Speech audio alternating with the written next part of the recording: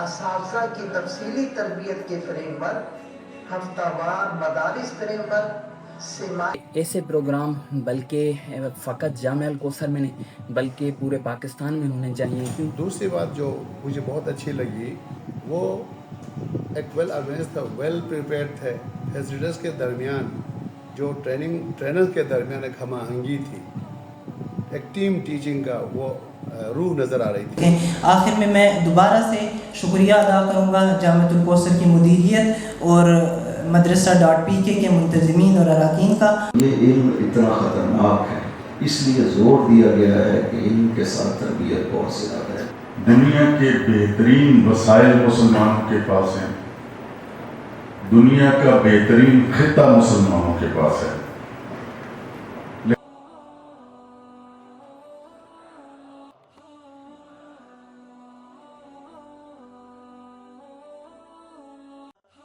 ये पूरी दुनिया में जितने भी स्कूल ऑफ आर्ट्स मौजूद है, सिर्फ इस्लाम वो वाहिद दीन है जिसमें प्रैक्टिकल विजडम का कंसेप्ट के साथ साथ थ्योरेटिकल विजडम की परवाज वो आगे से आगे बढ़ेगी।